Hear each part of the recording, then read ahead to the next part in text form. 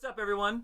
This is EJ and Zach, and we're here for another episode of drumroll, please. Zach and EJ Talk Sports. Zach, my man, what is going on? What's going on, EJ? How are you doing? Good. I love the shirt, Villanova. Thank you. Big shout out to your sister Sophie for getting into Villanova. I couldn't spell Villanova, let alone get in. But whole family's got to be very excited. Yeah, very excited. Awesome. Are you now a Nova fan by? Yeah, I am. Starting next year. All right. Well, we have an awesome episode for you today. We're going to start off by talking about the NBA, focusing on the Nets and whether or not they came out winners or losers with all of their trade deadline work.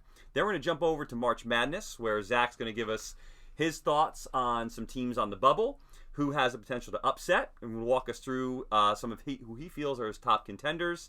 And we're going to wrap up with the NFL and our free agent wheel. So here we are up in Jersey. It's a little chilly right now, so there's nothing better on a chilly day than some hot takes from Zach. And we are going to start off with the NBA and your thoughts on everything the Nets did to completely reform that team all around the trade deadline. So obviously they traded two of the premier players in the NBA. When you look at it, obviously it's hard to come out a winner when you trade away Kevin Durant and Kyrie Irving. And I think they did a decent job. I think they got some good pieces in Mikal Bridges, Cam Johnson. Kyrie trade, they really didn't get too much. I mean, Dorian Finney-Smith's fine. Dinwiddie's fine. But really, I feel like the Kevin Durant trade obviously was the bigger trade. They got some picks. I still think they're in a pretty rough spot for the future because they have 3 first-round picks next year. Then after that, it's like every other year they have one. They're still kind of spotty from the Harden trade and all those trades. Also, if I was a star right now, it's going to take a while for me to want to go to Brooklyn again. Considering what happened, obviously that wasn't mostly the Stars' fault, but it's kind of like I feel like a negative aura on the team. And they don't have any guys who I think are going to be like, they can be that guy. They can lead them to playoffs. Like Cam Thomas is cool.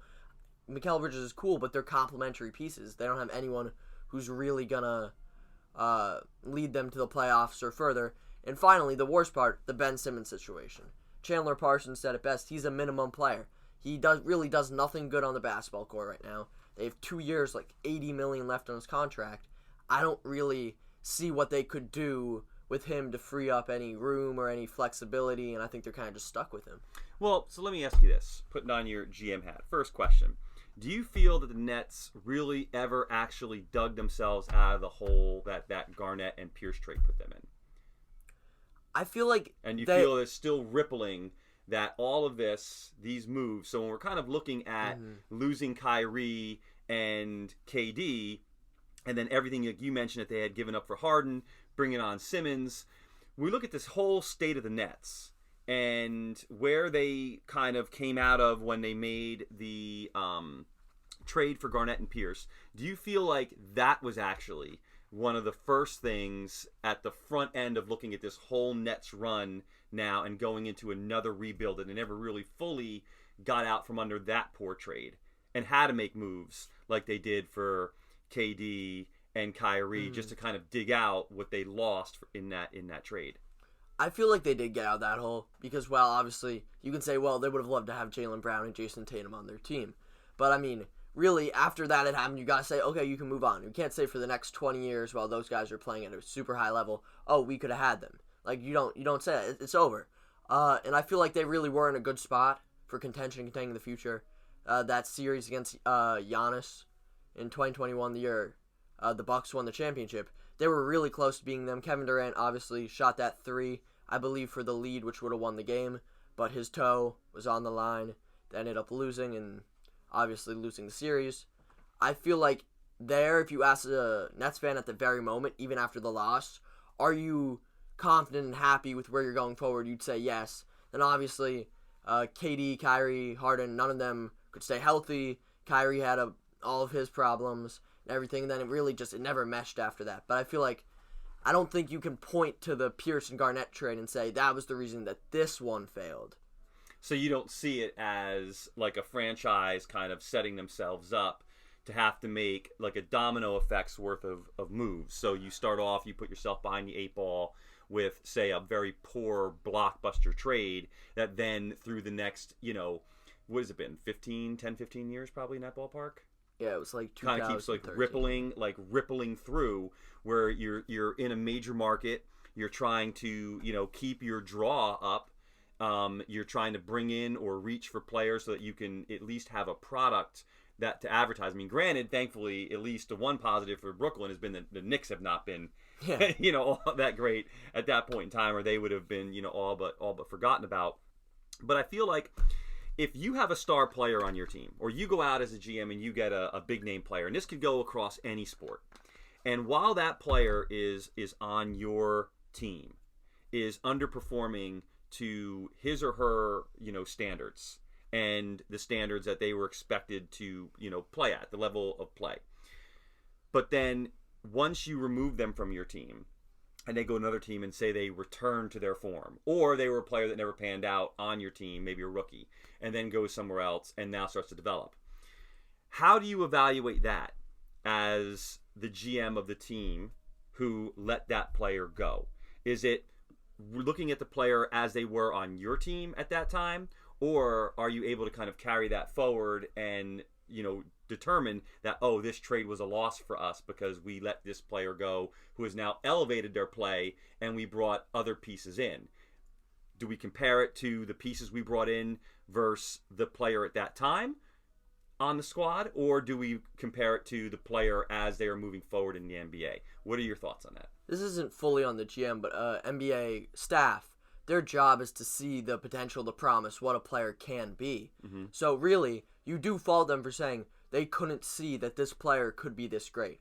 If it's like a veteran scenario where they just fit better in the other team, I think you said you did fine, because while they're excelling their play, if they didn't fit with your team, they just didn't fit, and that's fine. They couldn't play at that level on your team. But if it's, let's say it's a young guy, similar to almost the James Harden thing, obviously they couldn't have paid him the money Houston did in OKC. But like if he's like a young guy with that much promise, you really got to be able to tell as a coach, a GM, whatever, that this guy really is going to be great, and you can't let him go. Well, then it brings to question, what do you feel is the value of an NBA head coach? I feel like the main thing that really gets slept on as an NBA head coach is you really have to get your guys to mesh. That's your main job. Because while you do a lot of coaching on the floor, at the end of the day, you're not on the floor. You're not playing. It's the players making the decisions. They're making the plays. But similar to the Kyrie Celtics teams, Brad Stevens, great coach, did a bad job there. They never meshed. They never had the chemistry. You got to get them to buy in, believe in themselves, and believe in each other. Okay, so NFL, we'll stick to the big three for now. NFL, Major League Baseball, NBA. From 1 to 3, the importance of the head coach or manager in relationship to their team's success. So the NFL, the coaches are very important, but really I feel like the offensive and defensive coordinator take a lot of pressure off the head coach. I'm going to go NBA at 2. I think I'm going to go... Actually, I'm going to put NBA at 3. NBA at 3. NFL at 2. I'm going to go MLB at 1. Oh.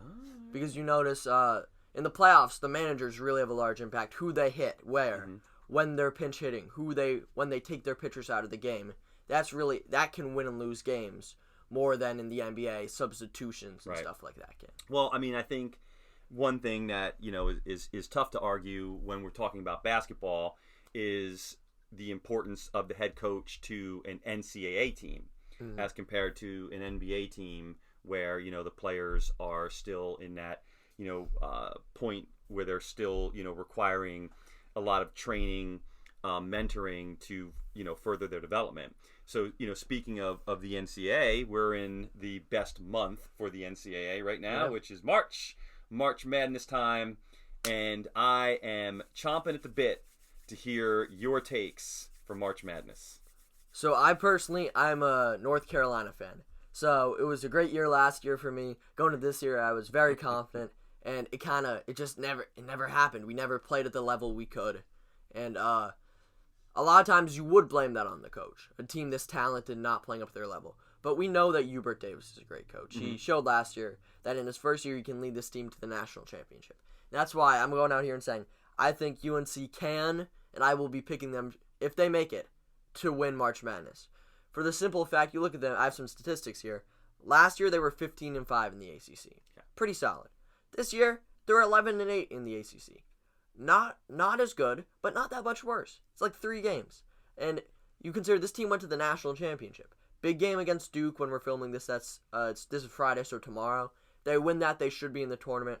And really, their weakness is they're not very deep. They have a weak bench, and their stars are underperforming, especially Caleb Love. But they're talented. They have a rotation of 6 players who no one in the country, I think, can compete with. Caleb Love, who has been playing bad, but when he's playing at his best, we saw it last year in March Madness. He is an NBA-level point guard. He was a second-team All-American going into the year. Then you got R.J. Davis, great secondary guard. You got Leaky Black, very good player. You got Pete Nance. Pete Nance, I'm not a Pete Nance fan. He's a freshman. He was a 5-star. He's coming, and he was supposed to replace Brady Manick. He really has kind of failed at that so far. Obviously, he's only a freshman, but he came in with these high expectations. He's just kind of been struggling. He's been playing better as of late, and so has the whole team. But hopefully he can get it together, just be a very consistent, almost Brady Manick March Madness. Then obviously we have Baycott, the player of the year candidate going into the year, first team All-American, the best player in the ACC. And he hasn't been playing great, but also his touches haven't been that amazing. Like, shots attempted, Caleb Love is so far ahead of him. R.J. Davis is ahead of him. I think if they get into March, they're going to go back to just feeding Baycott. They're going to let Baycott eat because there's very few people in the country who can stop Armando Baycott. And they're well coached. I think that core, I think they could make a similar run to what they did last year. Well, I have a whole host of questions for you on this stuff, my friend. Okay. First of all, and I want to backtrack a pinch. What is the more watchable game, NCAA or NBA? Postseason? Any season you want, buddy. I would rather watch an NBA regular season game. Why? I just feel like, for me at least, I know all the players on Okay. pretty much all 30 teams in the NBA. NCAA-wise, if I'm not that interested in your team, like, I won't know the players. Like, if I'm watching, my dad likes Providence, so Big East. So I watch some Big East games. If I'm watching a Georgetown game, I don't know barely anyone on Georgetown. I'm like, oh, who's that? He just made a shot. And then if I'm watching the NBA, like even like Ish Smith, I know who Ish Smith is, and I'll be like, oh, it's Ish Smith when he makes a shot. But postseason-wise, March Madness is just a totally different feel because it's similar to the NFL, it's a one and done. In the NBA, it's like, oh, we can play bad this game, and then we'll be back. We have 7 games. In March Madness, it's not like that. You have to bring your best, your A game every night, and it brings out this intensity in the players that is so much better than the NBA playoffs. Gotcha. How about for just pure love, X's and O's of the game? Do you notice a difference between the NCAA game and the NBA game as far as the way that players there as a team are executing on the floor? Yeah, I feel like in the NCAA, the pure basketball side is probably better. The talent's obviously worse, but like there's more ball movement. There's even the refereeing's a bit better. It can become more physical, and really overall, I just feel like the quality, it's more like the old school basketball where you can still see guys back to the basket post up. They take mid-range shots.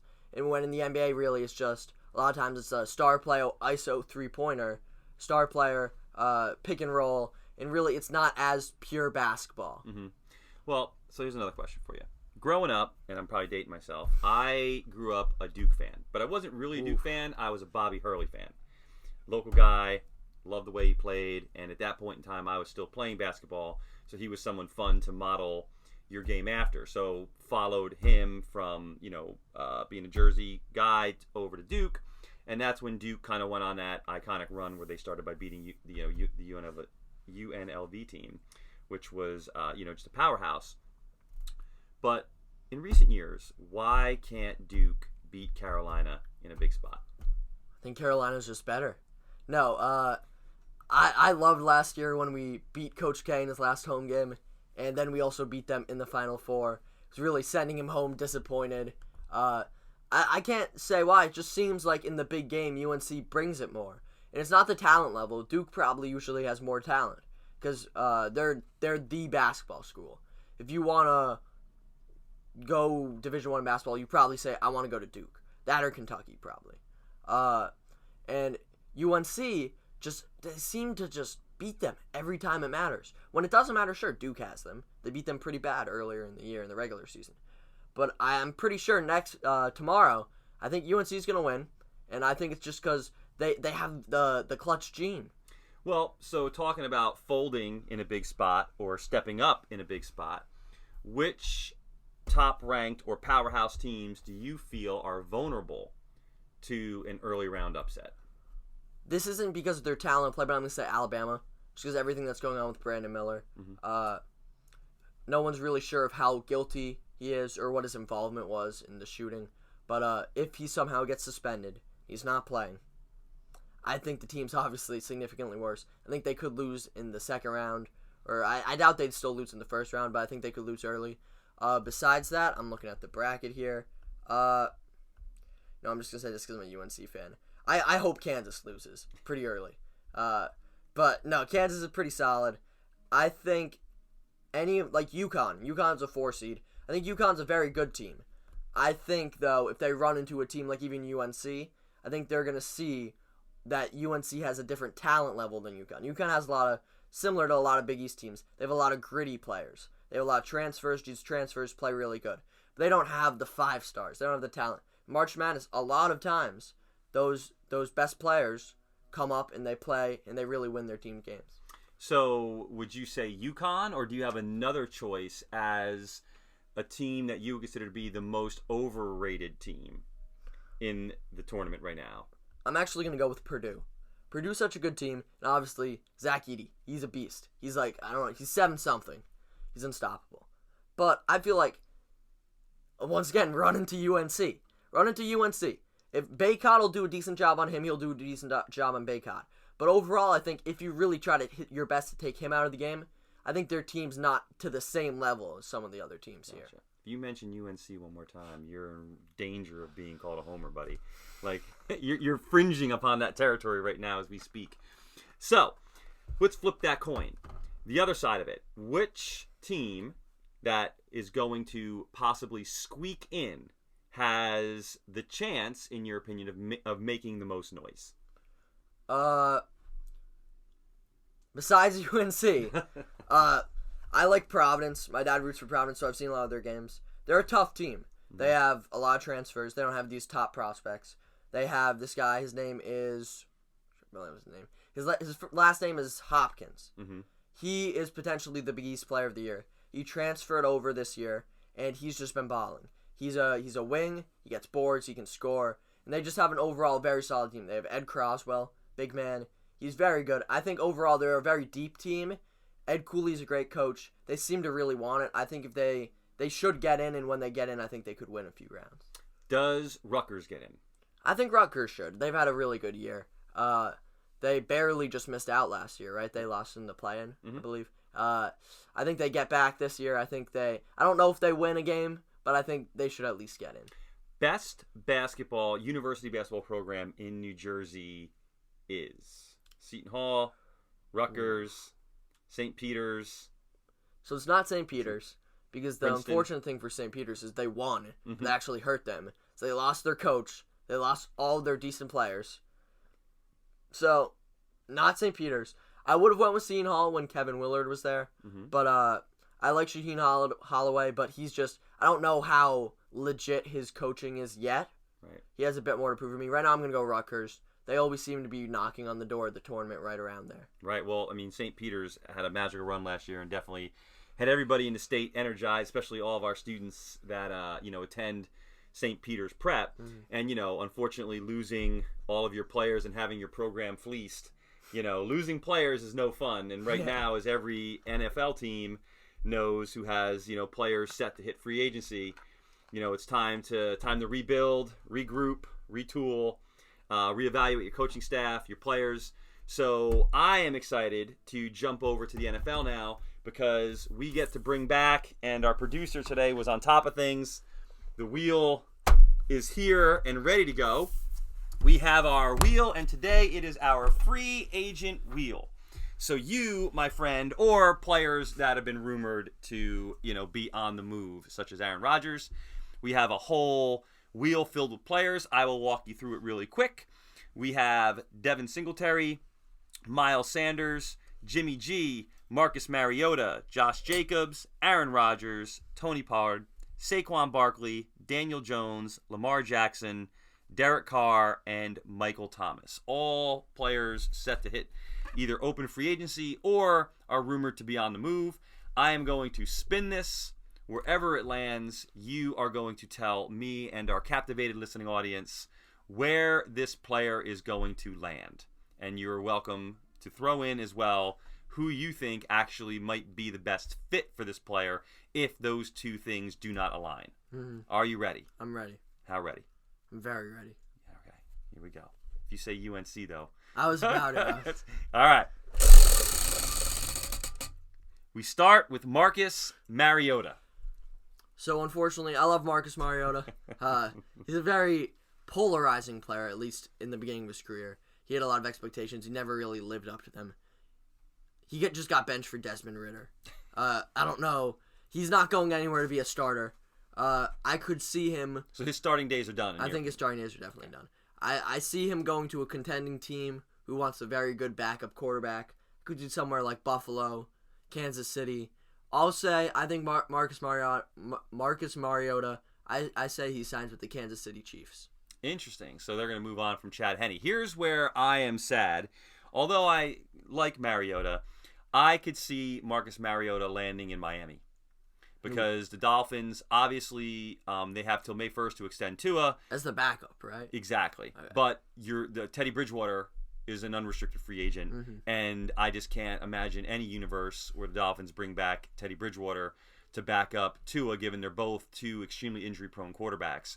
So I could absolutely see a player like Mariota coming in, or Carson Wentz to back up Tua, and then possibly compete for the job if things don't go well for Tua, or if surprisingly he gets hurt. But I agree. So Mariota's starting days are over, and we see him landing either behind let's see here, Kansas City, or who was the other team? I said Buffalo. I could also see teams like Arizona, wherever Lamar is. Just teams with great quarterbacks. Gotcha.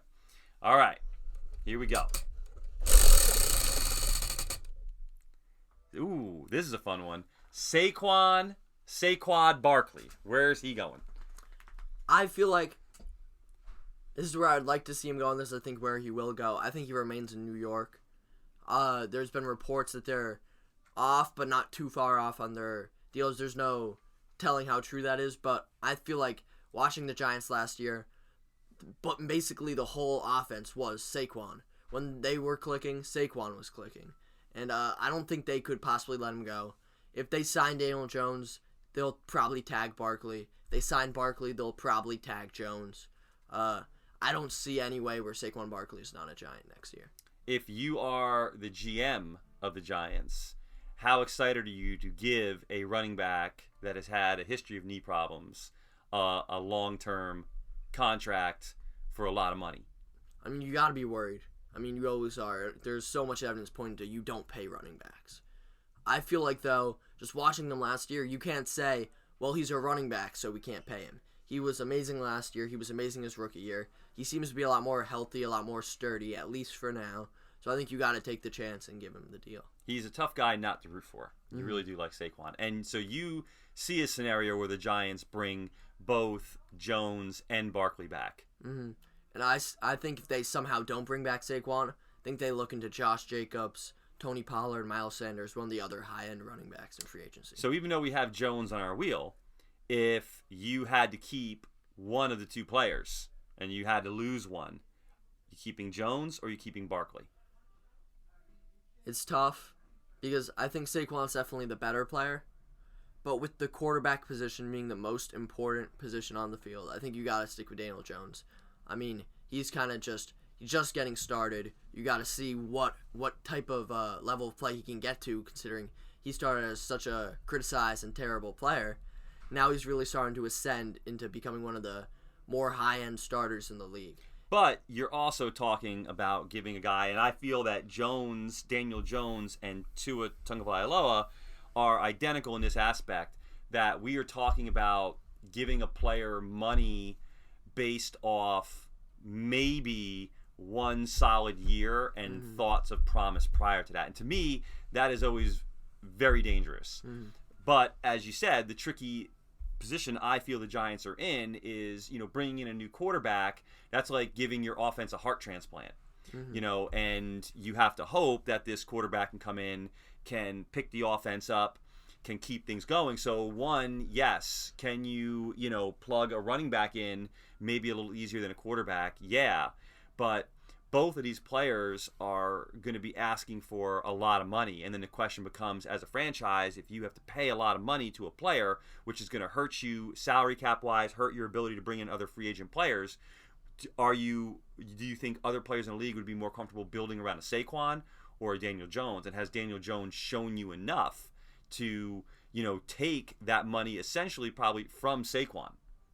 Because you can get away with this for 1 year, right? You could sign Jones, tag Barkley, or flip-flop it, but whoever you tag the next year is going to still put your franchise in the same position, where they're going to either be an unrestricted free agent, or they're going to be able to, or you're going to have to pay them a ton of money. And that's why, I guess in the NFL now, we're looking at that 4-year, win while your players are on their rookie deals, because if not, you're going to face dilemmas like the Giants are right now. I think obviously Daniel Jones, like Tua, hasn't proved it for long enough. But really, you got to lock these guys up. Because you look at Zach Wilson, it's not easy to draft a quality starting quarterback. 100%. There's no guarantees that who you draft is going to be good. But we're talking about levels here, right? We're talking about, there's guys that come into the league that just are busts or underperform. But then what I feel, and this is the debate that I get into when talking about Tua, is, are we talking about a quarterback that wins games, or are we talking about a quarterback that you can win with? Patrick Mahomes wins games. Josh Allen, although, didn't really show it late in the year, is a quarterback that wins games, that you can put them with, as we saw with Patrick Mahomes, with what we'll call second tier or lower first tier receivers. He could lose a Tyreek Hill and still win a Super Bowl. If you strip Tua of, Waddle and Hill and just gave him, two, generic free agent receivers, Tua is not elevating their play. And where do we put Daniel Jones in that? Where Tua, in my opinion, and players like Daniel Jones, they need pieces around them to win. So if you have a quarterback that needs pieces around them to win, that means you need to be able to have the flexibility to pay players to come in to elevate this quarterback, as opposed to the position where the quarterback is elevating the other players. And now if that person is requiring, that player is requiring, top tier or, what we kind of call playmaker money, that's the issue that I find. So I find Daniel Jones and Tua to be very, very, very compatible players in that regard. Well, I think you can't really sit around waiting for a Patrick Mahomes, Josh Allen. It's not like those guys come around every day. It's not like they just fall into your lap. Right. Really, you got to take what you got, and what they have is a very quality quarterback. A quarterback that showed that can bring them to the playoffs, can win playoff games. Is he a Super Bowl quarterback? You don't know yet, but you never know in the NFL. Well, I'll close out our podcast today with this question. This little food for thought here is: are there more quarterbacks in the NFL comparable to Pat Mahomes or to Daniel Jones and Tua Tagovailoa? I'd say Daniel Jones and Tua. Right. I mean, you can't really. It's hard to compare. Probably couldn't compare more than 5 people to Patrick Mahomes. So then, I feel for that reason, and I agree with you, that we can't justify paying a Daniel Jones in the top tier quarterback money, because there are way more comparable quarterbacks in the league similar to his level of play, proven. So you're right with what you started with. You're kind of going on a limb and you're betting that he is going to continue to evolve. So it's gambling in a sense, right? Yeah. Well, listen, my friend. As always, you came in here with some hot takes. You shook up the sports world with your thoughts. Next podcast, I'm super excited because we're going to be talking about baseball, not only professional baseball, but Westfield High School baseball. How's the team looking so far? We're looking good. How you doing in preseason, all right? Yeah, I'm doing solid. Came out of your training injury-free? Yes, injury-free. All right. Well, once again, congratulations to your sister Sophie. Yeah. We walked you through a lot. This was an epic journey for Zach and I. We talked about the Nets. We talked about the NCAA. We talked about Rutgers making it in. And we talked about where Marcus Mariota and Saquon are going to land. As always, we want to thank our listening audience. And until then, we'll see you next time.